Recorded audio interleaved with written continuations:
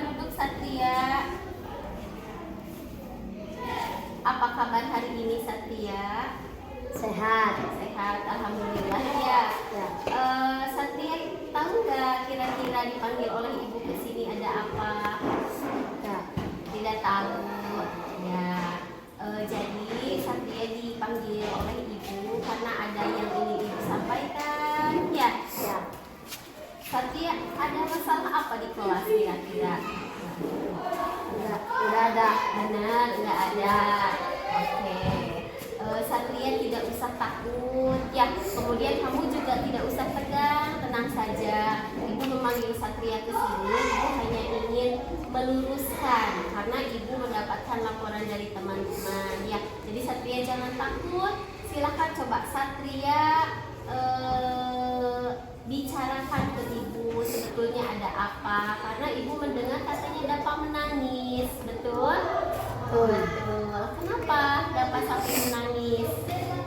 Bapak tidak mau bekerja sama. Oh, Dapanya tidak mau bekerja sama. Lalu apa yang Satria lakukan kepada Dapa? Lalu Satria memukul Bapak Satria memukul Dapa. Apanya yang dipukul? Punggungnya. Ya, baik ya. Jadi Satria, ibu tidak menyalahkan Satria, ya. Ibu juga tidak menyalahkan Dapa. Justru ibu memanggil Satria ke sini karena ibu ingin meluruskan dulu dengan Satria. Nah, sekarang kan ibu udah tahu ya bahwa Dapa menangis itu oleh Satria dipukul, gitu ya, dengan alasan Dapa tidak mau bekerja sama, begitu. Nah, lain kali ya, kalau misalnya ada anggota kelompok yang tidak mau bekerja sama, nggak boleh memukul ya. Satria tahu kan memukul itu baik atau tidak?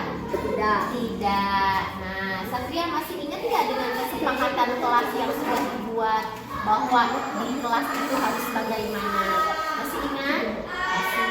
Harus saling ngapain dengan teman? Saling menghormati. Harus saling menghormati. Kemudian harus saling menghargai juga ya. Nah, karena sekarang Satria sudah tahu, kira-kira nih apa yang akan Satria lakukan kepada Dapa setelah dari ruangan ibu? Meminta maaf. Mau meminta maaf. Luar biasa sekali ya. Terima kasih banyak Satria ya atas kerendahan hati Satria mau memohon maaf kepada Dapa. Semoga nanti saat ibu masuk ke kelas kalian sudah seperti biasa lagi ya. Oke, terima kasih banyak Satria, boleh kembali ke kelasnya.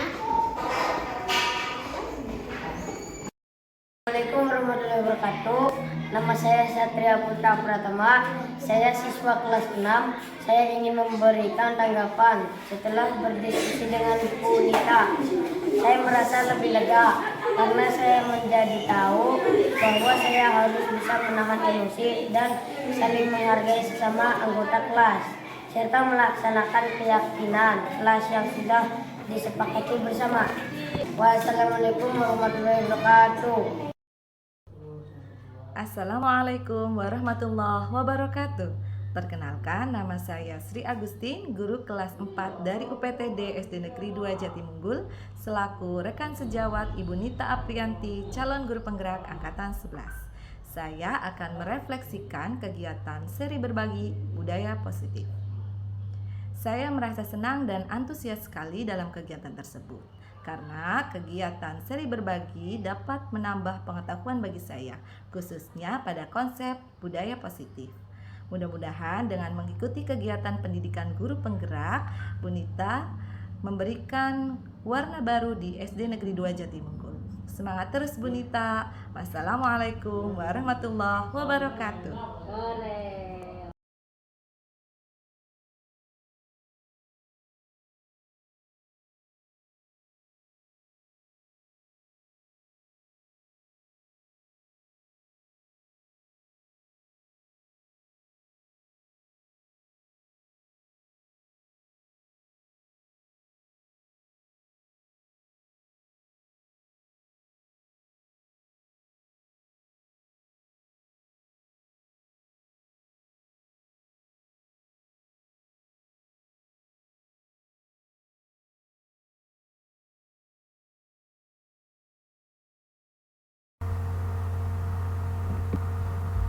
ganti background dulu Bu Nit.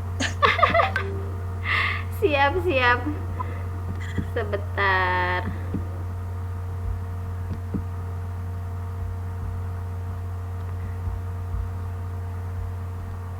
Baik. Bismillahirrohmanirrohim. Assalamualaikum warahmatullahi wabarakatuh. Waalaikumsalam warahmatullahi wabarakatuh. Baik Bapak dan Ibu, kita mulai kegiatan seri berbagi kali ini. Sebelumnya, puji dan syukur marilah kita panjatkan kehadirat Allah Subhanahu wa Ta'ala yang mana telah memberikan rahmat dan hidayahnya kepada kita semua sehingga bisa melaksanakan bertemu muka, bertatap wajah walaupun dalam suasana dalam jaringan begitu ya Bapak Ibu. Nah, kemudian salawat dan salam semoga selalu tercurah limpahkan kepada Nabi besar junjungan kita, yaitu Nabi Muhammad SAW. Pertama, saya ucapkan selamat datang kepada Bapak dan Ibu yang sudah meluangkan waktunya untuk turut berpartisipasi dalam kegiatan seri berbagi budaya positif. Izin saya share screen dulu ya Bapak dan Ibu.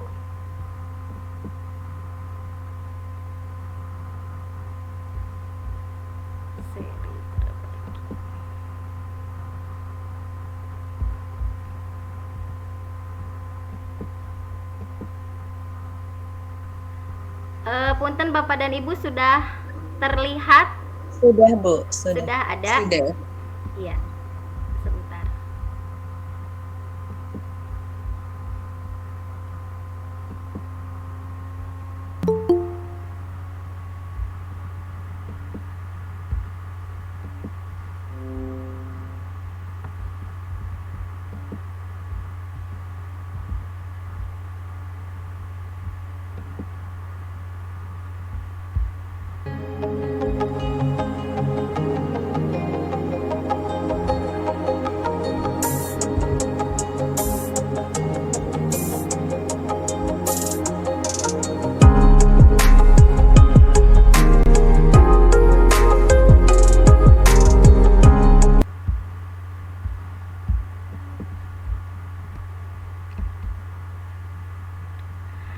Baik Bapak dan Ibu, di sini yaitu sesi berbagi menyebarkan pemahaman dan penerapan pengalaman modul 1.4 yaitu tentang budaya positif. Sesi berbagi ini merupakan tugas prasyarat untuk melanjutkan ke modul berikutnya. Sebelumnya, perkenalkan, nama saya Nita Aprianti. Saya calon guru penggerak angkatan 11 dari kelas A unit kerja, yaitu dari UPTD SDN 2 Jatimunggul, Kecamatan Terisi, Kabupaten Indramayu.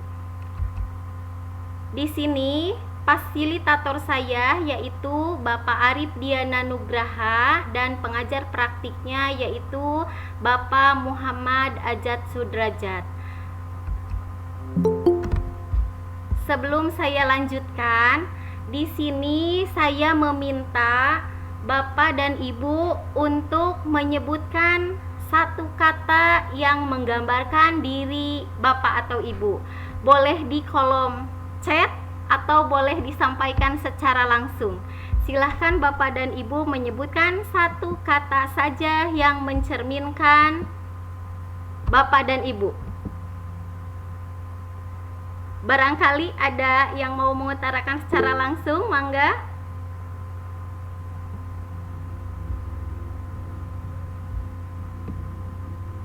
Ada? Itu saya udah raise hand, Ibu. Oh iya, mangga. Ibu Sri Agustin dipersilahkan.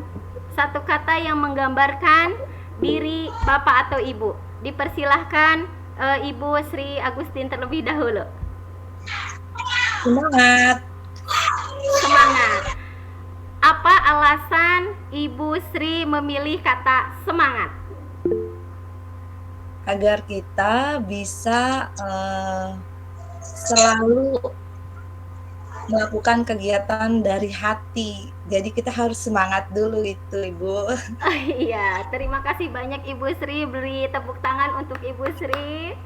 Selanjutnya di sini ada Ibu Linda Rahmawati. Kepada Ibu Linda Rahmawati silahkan. Satu kata yang menggambarkan diri dari Ibu Linda, apa? Assalamualaikum Bapak Ibu semuanya. Waalaikumsalam.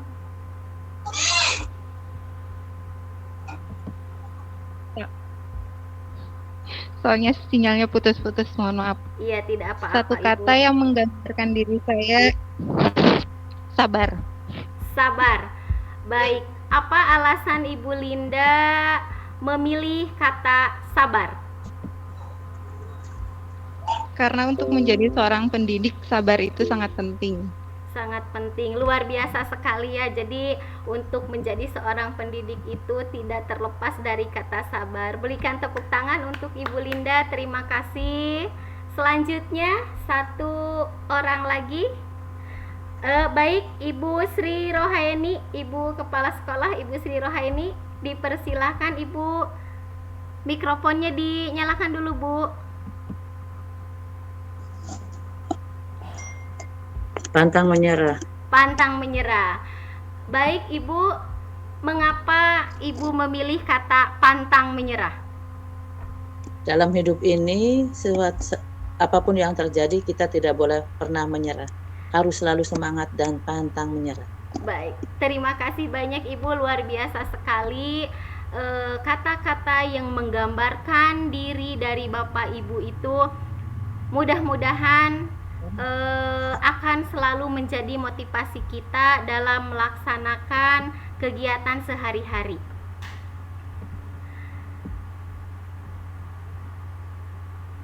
Baik Bapak dan Ibu, saya hanya buka 3 kesempatan untuk langsung mengkomunikasikan. Yang lainnya ini banyak juga ya yang ada di kolom chat. Ibu Hani metamorfosis, kemudian ada Ibu Mumut yaitu sabar. Tadi sama berarti dengan Bu Linda ya.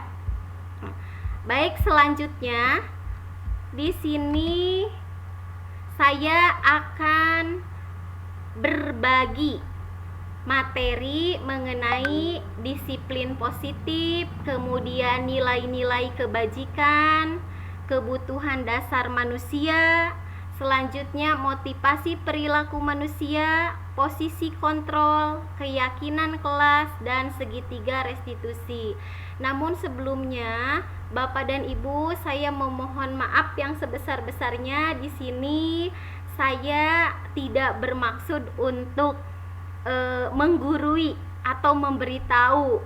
Namun saya yakin materi yang akan saya sampaikan pada malam hari ini semuanya sudah Bapak dan Ibu lakukan. Hanya saja saya sedikit berbagi ilmu yang sudah saya dapatkan selama mengikuti program pendidikan guru penggerak. Yang pertama, disiplin positif ini berasal dari kata disiplina yang artinya belajar. Disiplin ini diri yang memiliki tanggung jawab terhadap apa yang dilakukannya berdasarkan nilai-nilai yang diyakini. Nah, kemudian disiplin positif ini juga merupakan salah satu cara penerapan disiplin yang bertujuan untuk menumbuhkan kesadaran serta memberdayakan peserta didik tanpa imbalan, penghargaan atau reward, juga hukuman yaitu punishment. Selanjutnya, kita sebagai seorang pendidik yaitu memiliki tujuan menciptakan peserta didik yang memiliki disiplin diri sehingga mereka berperilaku mengacu kepada nilai-nilai kebajikan universal dan memiliki motivasi intrinsik dalam perubahan perilaku ke arah yang lebih baik.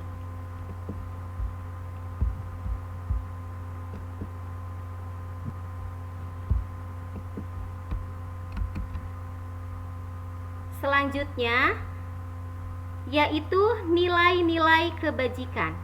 Bahwa nilai-nilai kebajikan itu merupakan sifat-sifat positif manusia yang merupakan tujuan mulia yang ingin dicapai setiap individu.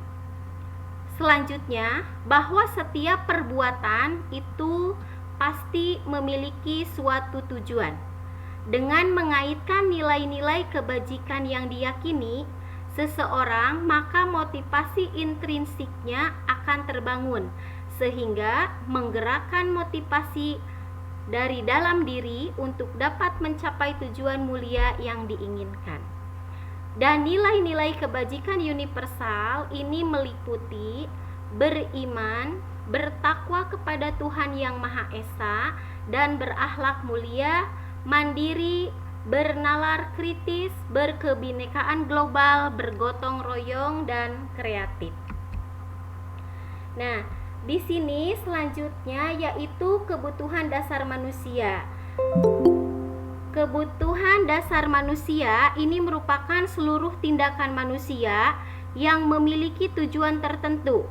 Semua yang kita lakukan adalah usaha terbaik kita untuk mendapatkan apa yang kita inginkan. Selanjutnya, ketika kita mendapatkan apa yang kita inginkan, sebetulnya saat itu kita sedang memenuhi salah satu dari kebutuhan dasar kita. Nah, kebutuhan untuk bertahan hidup, kemudian kebutuhan kasih sayang, kebutuhan rasa ingin diterima, kebutuhan kebebasan, kebutuhan kesenangan, dan penguasaan.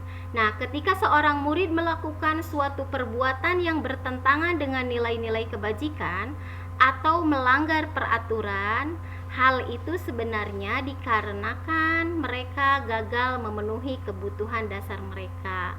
Atau artinya ketika mereka tidak sesuai, berarti ada salah satu kebutuhan dasar yang terlewatkan. Nah, ini tadi kebutuhan dasar manusia ada 5 ya Bapak Ibu. Yang paling pertama itu adalah bertahan hidup, kemudian ada kasih sayang dan rasa diterima, kebebasan, kesenangan, penguasaan. Nah, saya akan mendetailkan dari 5 kebutuhan dasar manusia ini.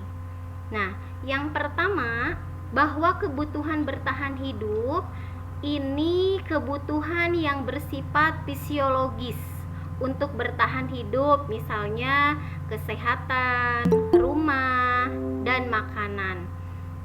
Kebutuhan biologis sebagai bagian dari proses reproduksi termasuk kebutuhan untuk tetap bertahan hidup. Selanjutnya yaitu kasih sayang dan rasa diterima. Nah, kebutuhan untuk disayangi dan diterima ini meliputi kebutuhan akan hubungan dan koneksi sosial, kebutuhan untuk memberi dan menerima kasih sayang, dan kebutuhan untuk merasa menjadi bagian dari suatu kelompok. Nah, kebutuhan ini juga meliputi keinginan untuk tetap terhubung dengan orang lain, seperti teman, keluarga, pasangan hidup, teman kerja, dan kelompok di mana kita tergabung. Yang ketiga yaitu penguasaan. Nah, kebutuhan pengakuan atas kemampuan. Nah, di sini kebutuhan ini berhubungan dengan kekuatan untuk mencapai sesuatu, menjadi kompeten, menjadi terampil, diakui atas prestasi dan keterampilan kita, didengarkan dan memiliki rasa harga diri. Kebutuhan ini meliputi keinginan untuk dianggap berharga, bisa membuat perbedaan dan bisa membuat pencapaian, diakui juga dihormati. Selanjutnya yaitu kebebasan. Nah, kebebasan ini merupakan kebutuhan untuk bebas, akan kemandirian, otonomi, memiliki pilihan, dan mampu mengendalikan arah hidup seseorang.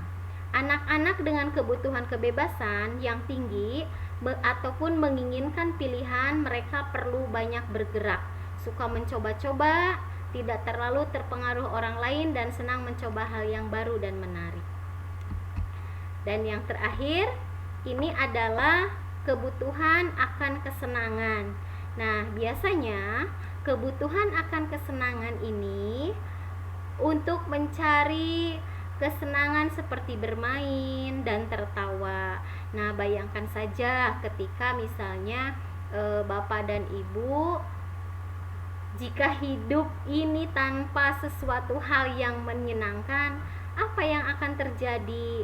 Nah, kalau menurut saya betapa menyedihkan ya, karena saya yakin setiap orang pasti memiliki titik suatu kesenangan yang berbeda-beda. Jadi senangnya itu ada di poin yang seperti apa dan bagaimana, itu akan berbeda dari setiap individu begitu.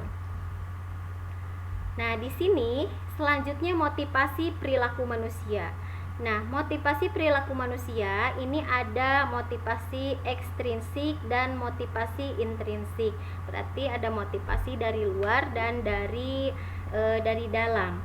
Nah, untuk motivasi yang pertama yaitu dari luar. Artinya untuk menghindari ketidaknyamanan atau hukuman. Yang kedua, untuk mendapatkan imbalan atau penghargaan dari orang lain. Ini sama ya, jadi ketika kita melakukan sesuatu, kemudian kita berharap adanya penghargaan, nah itu masuk ke dalam motivasi ekstrinsik.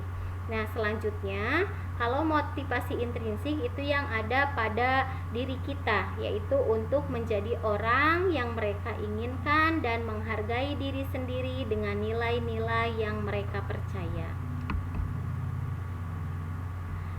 Nah, selanjutnya di sini ada hukuman, ada konsekuensi, dan ada restitusi.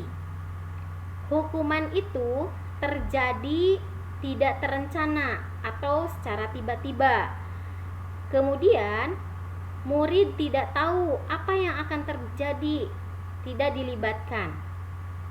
Selanjutnya bersifat satu arah. Kemudian berupa hukuman fisik atau psikis.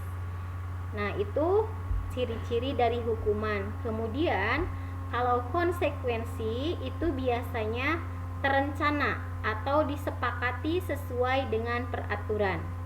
Kemudian murid tetap dibuat nyaman. Sikap guru selalu memonitor murid. Nah, selanjutnya di sini ada restitusi. Nah, restitusi ini itu proses menciptakan kondisi bagi murid untuk memperbaiki kesalahan. Nah, proses kolaboratif yang mengajarkan murid untuk mencari solusinya sendiri.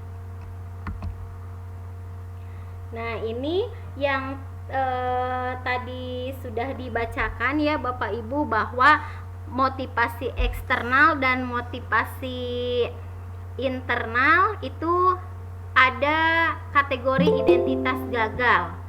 Nah, identitas gagal ini perilaku kontrol negatif, yaitu perilaku kontrol negatif diantaranya bahwa guru itu sebagai penghukum dan pembuat merasa bersalah.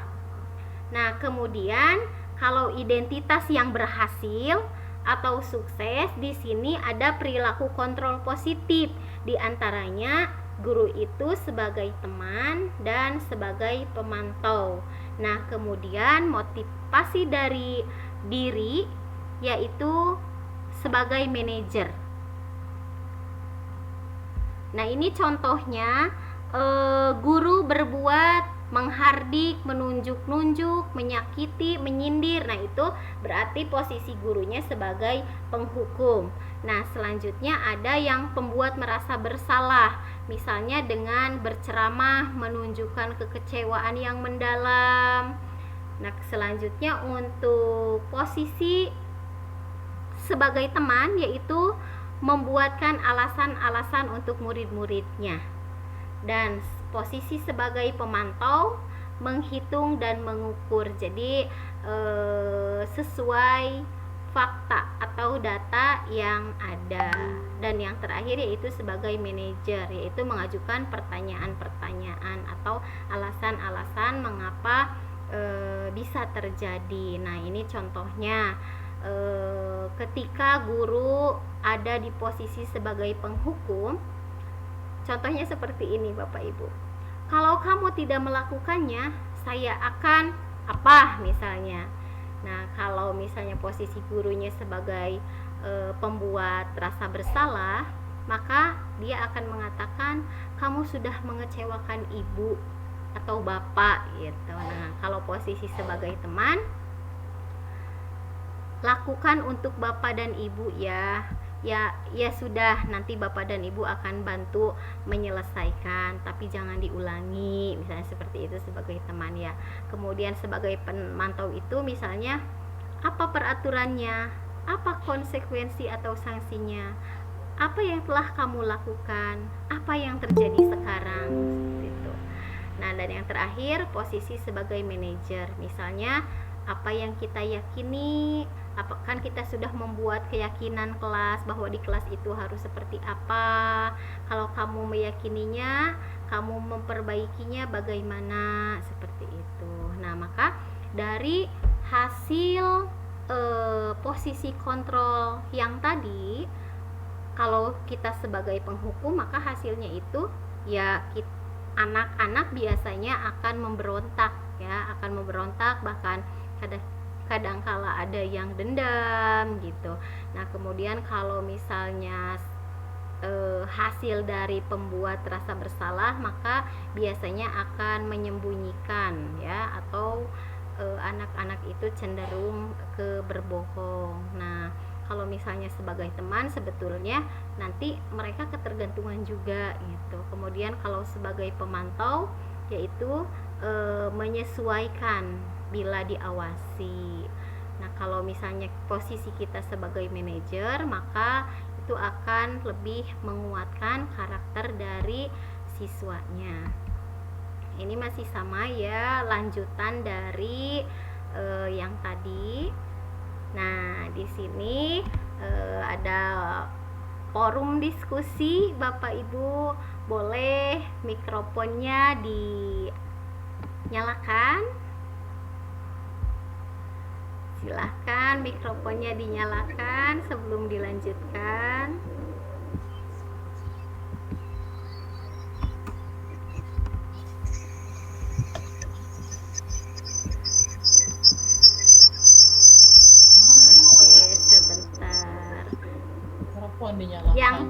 Mikrofonnya dinyalakan saja. Nanti boleh langsung dijawab aja ya, tidak usah buka antrian dulu Bapak dan Ibu. Nah, di sini mari kita berlatih hukuman atau konsekuensi termasuknya.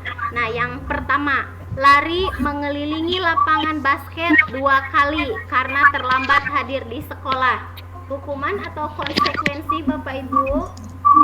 Hukuman. Hukuman, luar biasa, betul. Selanjutnya yang kedua, membersihkan coretan yang dibuatnya di meja tulis. Misalnya nyoret-nyoret pakai tip X, harus dibersihkan. Masuk hukuman atau konsekuensi? Konsekuensi. Luar biasa, betul, konsekuensi. Bagus sekali tingkat fokusnya ya, konsentrasi sekali. Yang ketiga, murid diminta untuk push up 15 kali karena tidak menggunakan masker ke sekolah. Hukuman. Betul. Poin yang keempat, menggantikan kertas tugas teman yang telah dicoret-coret. Konsekuensi. Betul, luar biasa sekali. Dan yang terakhir, berjemur di lapangan basket pukul 12 siang karena mengobrol dengan teman. Hukuman. Hukuman. Kompak sekali. Masya Allah, terima kasih banyak. Sudah sangat kompak. Dilanjutkan ya Bapak dan Ibu. Nah, di sini 5 posisi kontrol guru. Tadi sebagai penghukum, kemudian pembuat merasa bersalah, sebagai teman, pemantau, dan manajer. Iya. Nah, contohnya Bu, pernyataan-pernyataan ini. Kamu tidak pernah benar melakukannya, berarti kan menghardik gitu ya Bu ya. Maka ini posisinya sebagai penghukum. Nah, yang kedua, misalnya kita mengatakan saya kecewa sekali dengan kamu. Nah, itu kan biasanya anak merasa bersalah. Yang ketiga, ayolah lakukan demi ibu dan bapak, kamu pasti bisa. Nah, itu kan lebih ke kayak ke teman Bu ya. Dan yang keempat, apakah kamu mau mendapatkan stiker bintang hari ini? Atau misalnya apakah kamu ingin mendapatkan poin plus gitu. Nah, itu kan pemantau ya Bu. Nah, dan yang terakhir, bagaimana kamu bisa menyelesaikan masalah ini? Nah, itu kan kita lebih menanyakan alasan kepada siswa. Maka itu posisi kita sebagai manajer. Sebetulnya semua posisi kontrol ini pasti sudah dilakukan setiap hari. Hanya saja kadang kita melakukannya, oh yang sudah saya lakukan itu termasuk kemana ya gitu. Nah, semuanya juga dalam rangka mendisiplinkan siswa. Nah, selanjutnya nih, mari berlatih penerapan 5 posisi kontrol guru. Nah, kasusnya Bapak Ibu ya, di sini saya mengambil kasus siswa tidak memakai atribut lengkap saat upacara bendera. Nah, yang pertama, berapa kali ibu atau bapak harus memberitahu kamu selalu saja mengecewakan ibu. Berarti posisinya sebagai apa, Bu? Membuat merasa bersalah. Luar biasa, betul. Yang kedua, ayo dong ikuti aturan sekolah, tolong bantu ibu ya. Ya sudah, tidak apa-apa. Lain kali jangan sampai berbuat seperti ini lagi ya. Nah, posisinya berarti sebagai apa, Bu? Teman, betul. Yang ketiga, hormat pada bendera selama 1 jam. Penghukum. Yang keempat, apakah kamu tahu kesalahanmu? Kira-kira bagaimana kamu memperbaiki kesalahanmu?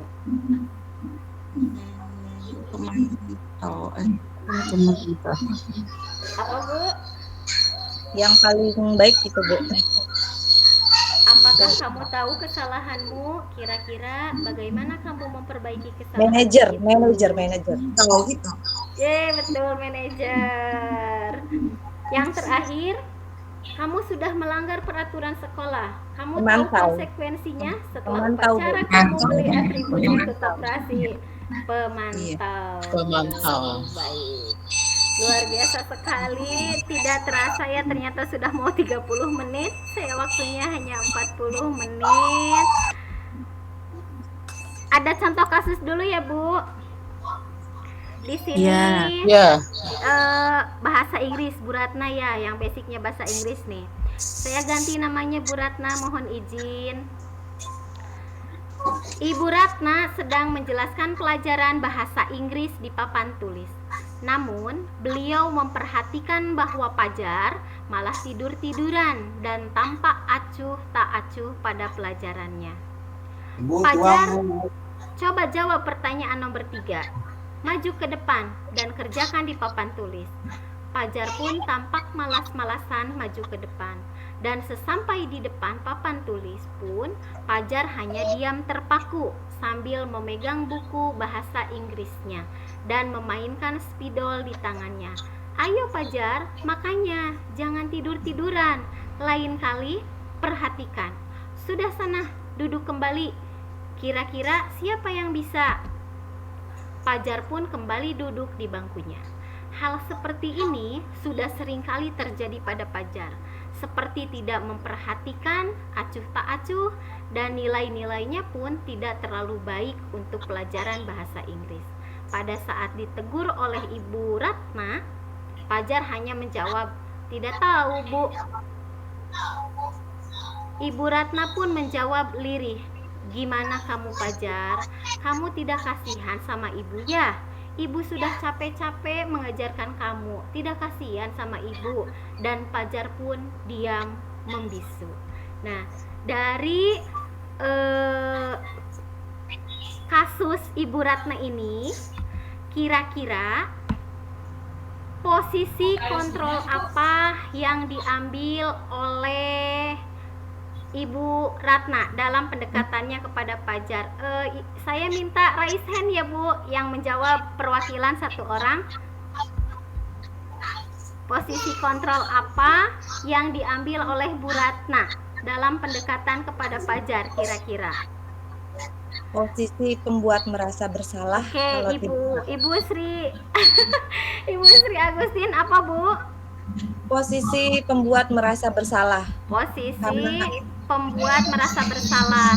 Kenapa Ibu Sri bisa mengatakan bahwa posisi kontrol yang dilakukan oleh Bu Ratna itu posisi pembuat merasa bersalah? Terlihat dari apa, Bu?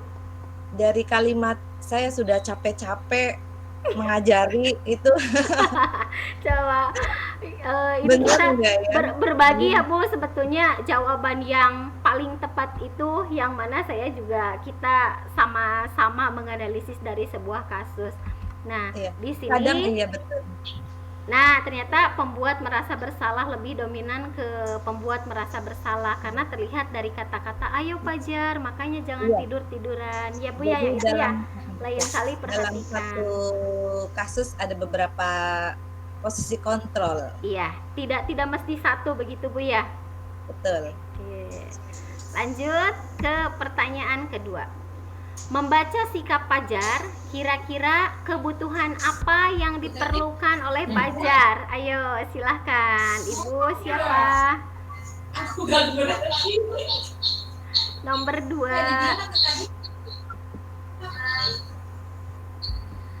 Dipersilahkan. Ibu Teti ya. Bu Teti, mangga Bu Teti. Kira-kira kebutuhan apa yang diperlukan oleh Fajar? Ya, menurut saya ya, Ya, Bu. kebutuhan yang diperlukan oleh Fajar itu adalah kebutuhan perhatian dari keluarga terdekat.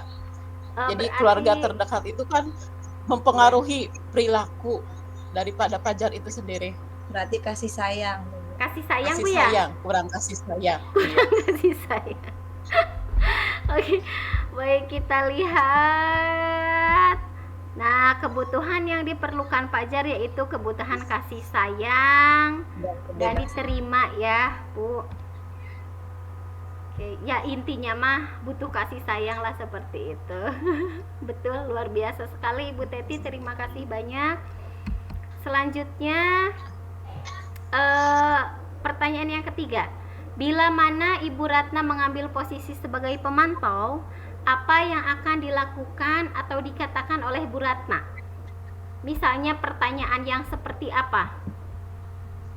Mangga, siapa ya yang sudah raise hand? Ayo.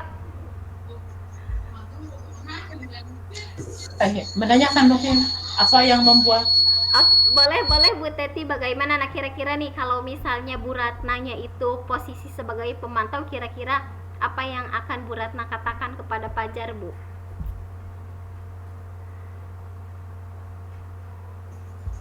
jadi posisi sebagai pemantau ya. Iya, Bu Ratna sebagai pemantau kira-kira Iya. Bu Ratna akan berbicara seperti apa gitu, Bu? Jadi menanyakan secara detail ya tentang apa alasan dia yang membuat keseharian dia belajar itu sering ngantuk gitu. Oke, baik Bu, kita Jadi menanya secara pribadi dari hati ke hati ya, Bu. dari hati ke hati, ya seperti itu. Baik. Nah, berarti kira-kira misalnya Fajar, tahukah kamu kewajiban sebagai siswa itu apa? Atau mungkin tadi kata ibu nanya dari hati ke hati tuh, apakah kamu tahu konsekuensinya terhadap apa yang kamu lakukan? Atau mungkin apa kamu tidak takut kalau nanti tidak paham akan pelajaran bahasa Inggris, nilainya seperti apa gitu ya Bu? Atau benarkah Fajar kamu tidur-tiduran dan acuh tak acuh di kelas itu sesuai dengan kewajiban sebagai siswa? Nah mungkin lebih dengan memunculkan pertanyaan-pertanyaan dari hati ke hati gitu ya kalau menurut Bu Teti tadi. Oke, lanjut ke pertanyaan yang keempat. Apabila Anda adalah kepala sekolah di sekolah Fajar dan mengetahui hal ini, bagaimana tindak lanjutnya? Nah, kalau posisinya kita sebagai kepala sekolah, kemudian terjadi sesuatu hal yang tadi terjadi antara Bu Ratna dan Fajar, kira-kira apa yang akan dilakukan? Mangga Bu, siapa yang mau mewakili? Ibu Sri Agustin, mangga. Sepertinya Ini sudah siap. Pakai segitiga restitusi. Oke. Pakai segitiga restitusi. Bisa dijelaskan, Bu? Jadi ketika anak mengalami suatu masalah atau problem, kita bisa melakukan segitiga restitusi di mana kita akan tahapan di dalamnya adalah ada validasi tindakan salah dan ataupun bisa langsung menanyakan keyakinan yang telah mereka sepakati di kelas sebelum memulai pembelajaran tuh Bu. Kita kan buat keyakinan kelas dulu. Nah, kalau misalkan kasusnya ringan, maka kita boleh langsung menanyakan keyakinan kelas yang mereka miliki, yang mereka sepakati sebelumnya. Karena sesungguhnya keyakinan kelas kan istilahnya itu merupakan motivasi intrinsik dari dalam yang sudah mereka yakini. Jadi keyakinan dari dalam yang tidak ada terpengaruh oleh yang lain. Kalau misal keyakinan dari ekstrinsik, maka keyakinan tersebut tentu akan bisa berubah-ubah gitu Ibu. Iya, terima kasih banyak. Misal guru dan kepala sekolahnya bisa melakukan coaching tuh Bu untuk supervisi akademik untuk memecahkan masalah kasus dari Fajar tersebut gitu. Iya, baik. Terima kasih. Akan menjadi bahan masukan ya Bu. Terima kasih banyak untuk kasus Bu Ratna dan Fajar ini. Nah sebetulnya salah satu dari sekian banyak jawaban ya Bu, mungkin kita juga bisa mencari tahu latar belakang home visit ya Bu? Iya, home visit. Jadi latar belakang siswa latar belakang Fajar itu seperti apa sehingga di sekolahnya seperti itu kan tidak terlepas dari lingkungan di rumahnya gitu ya. Nah itu bisa dengan melakukan home visit. Nah kemudian selain itu juga kita melakukan bimbingan gitu ya secara intensif dengan siswa tersebut karena kita sebagai fasilitator atau memfasilitasi lah gitu. Oke baik, terima kasih banyak Bu. Saya lanjutkan dulu ya. Nah di sini selanjutnya itu keyakinan kelas.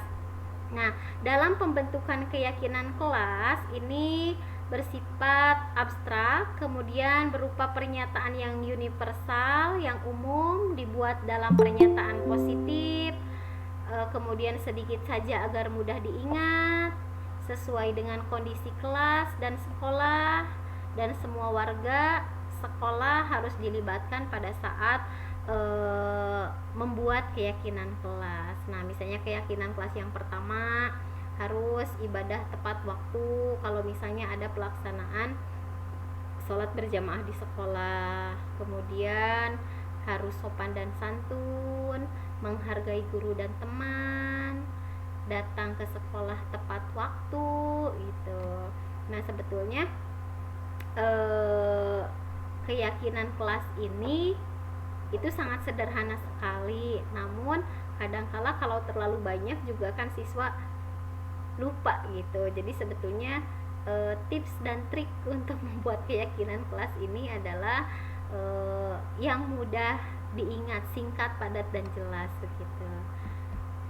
Saya rasa kalau untuk keyakinan kelas, Bapak dan Ibu semuanya juga pasti sudah membuat di awal tahun pelajaran itu pasti sudah membuat keyakinan kelas untuk misalnya 1 semester ke depan atau 1 tahun ke depan.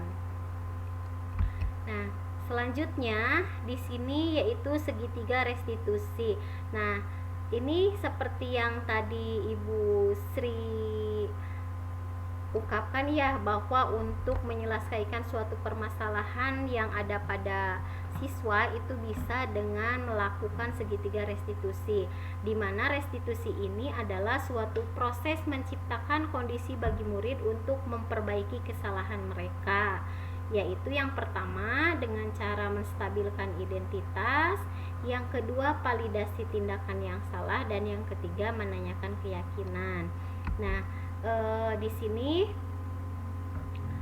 untuk menstabilkan identitas, misalnya dengan mengatakan berbuat salah itu wajar, tidak ada manusia yang sempurna, ibu dan bapak juga pernah melakukan itu. Nah, itu untuk menstabilkan identitas dari siswanya dulu. Nah, yang kedua itu ada validasi tindakan yang salah. Misalnya kamu pasti punya alasan mengapa melakukan hal itu, padahal kamu bisa melakukan hal yang baik, yang lebih buruk lagi ya. Oh, ini maaf ada salah ketik kayaknya. Kamu patut bangga karena telah melindungi sesuatu yang penting buatmu. Nah, itu adalah contoh-contoh dari validasi tindakan yang salah. Selanjutnya yang ketiga menanyakan keyakinan. Di akhir biasanya apa keyakinan kelas kita, nilai-nilai apa yang telah disepakati bersama, seperti itu. Nah, Bapak dan Ibu, saya sudah melaksanakan segitiga restitusi dalam menghadapi siswa yang biasanya kalau di tingkat SD itu banyak berantemnya gitu ya, Bu. Nah, saya mohon koreksi juga, mohon tanggapan dari Bapak dan Ibu dari apa yang saya lakukan dalam segitiga restitusi ini.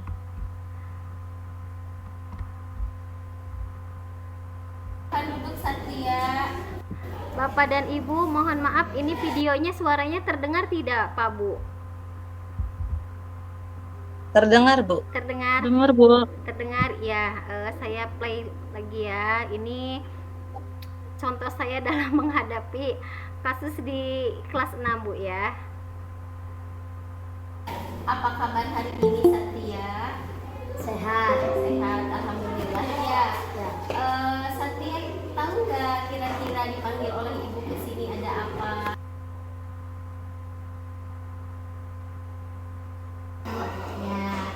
Jadi Satria dipanggil oleh ibu karena ada yang ingin ibu sampaikan. Ya. Satria ada masalah apa di kelas kira-kira? Enggak ada. Benar, enggak ada. Oke. Satria tidak usah takut. Ya, kemudian kamu juga tidak usah tegang, tenang saja. Ibu memanggil Satria ke sini. Ibu hanya ingin meluruskan karena ibu mendapatkan laporan dari teman-teman ya. Jadi Satria jangan takut. Silakan.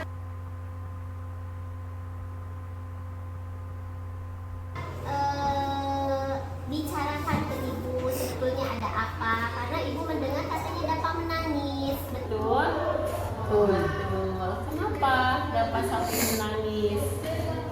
Bapak tidak mau bekerja sama. Oh, Dapanya tidak mau bekerja sama. Lalu apa yang Satria lakukan kepada Dapa? Lalu Satria memukul Dapak Satria memukul Dapa. Apanya yang dipukul? punggungnya. Punggungnya. Ya, baik ya. Jadi Satria, ibu tidak menyalahkan Satria. Ya, ibu juga tidak menyalahkan menyalahkan Bapak. Justru Ibu memanggil Satria ke sini karena Ibu ingin meluruskan dulu dengan Satria. Nah, sekarang kan Ibu udah tahu ya bahwa Bapak menangis itu oleh Satria dipukul gitu ya, dengan alasan Bapak tidak mau bekerja sama begitu. Nah, lain kali ya, kalau misalnya ada anggota kelompok yang tidak mau bekerja sama, nggak boleh memukul ya. Satria tahu kan memukul itu baik atau tidak? Tidak. Nah, Satria masih ingat nggak dengan kesepakatan kelas yang sudah dibuat bahwa di kelas itu harus bagaimana? Masih ingat? Masih. Harus saling ngapain? Harus saling menghormati. Kemudian harus saling menghargai juga ya.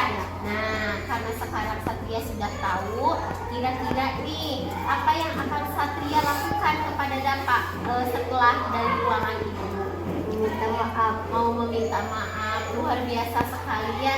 Terima kasih banyak Satria ya atas kerendahan hati Satria mau memohon maaf kepada Bapak. Semoga nanti saat Ibu masuk ke kelas kalian sudah seperti biasa lagi ya. Oke, terima kasih banyak Satria, boleh kembali ke kelasnya.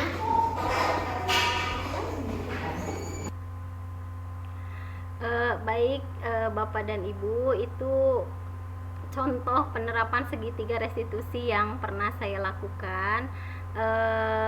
Masih sangat banyak kekurangan sebetulnya, hanya saja saya berusaha sedikit demi sedikit menerapkan apa yang sudah saya dapatkan seperti itu. Nah, selanjutnya di hari berikutnya atau beberapa hari setelah berdiskusi dengan siswa tersebut, kita juga meminta tanggapan bahwa bagaimana nih tanggapan dari siswa tersebut setelah berdiskusi. Nah, ini contohnya tanggapan dari siswa yang tadi saya panggil. Assalamualaikum warahmatullahi wabarakatuh. Nama saya Satria Putra Pratama. Saya siswa kelas 6. Saya ingin memberikan tanggapan setelah berdiskusi dengan Bu Nita. Saya merasa lebih lega karena saya menjadi tahu bahwa saya harus bisa menahan emosi dan saling menghargai sesama anggota kelas, serta melaksanakan keyakinan kelas yang sudah disepakati bersama. Wassalamualaikum warahmatullahi wabarakatuh.